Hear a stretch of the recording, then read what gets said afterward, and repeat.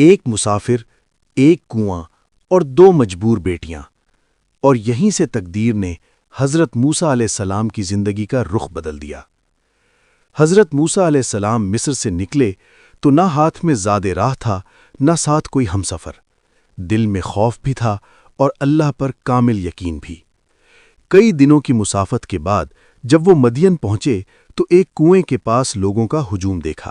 سب اپنے جانوروں کو پانی پلا رہے تھے۔ اسی ہجوم کے ایک کونے میں حضرت موسیٰ علیہ السلام کی نظر دو باحیا لڑکیوں پر پڑی جو پیچھے ہٹ کر کھڑی تھیں۔ ان کے چہروں پر مجبوری تھی مگر نگاہوں میں حیا۔ حضرت موسیٰ علیہ السلام نے نرمی سے پوچھا، تم پانی کیوں نہیں پلاتی؟ انہوں نے کہا، ہم تب تک انتظار کرتی ہیں جب تک سب لوگ ہٹ نہ جائیں، اور ہمارے والد بہت بوڑھے ہیں۔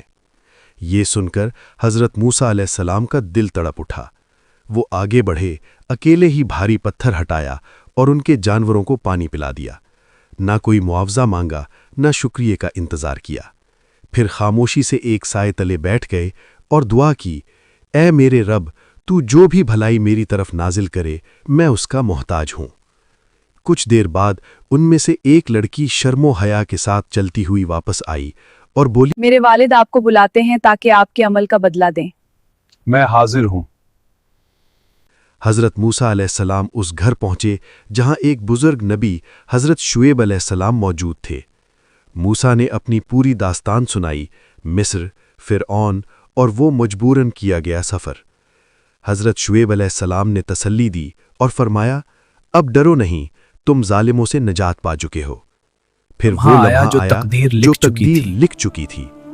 حضرت شعیب علیہ السلام نے حضرت موسیٰ علیہ السلام سے کہا، میں چاہتا ہوں کہ تم میری ایک بیٹی سے نکاح کرو، اس شرط پر کہ تم 8 یا 10 سال تک میرے پاس کام کرو۔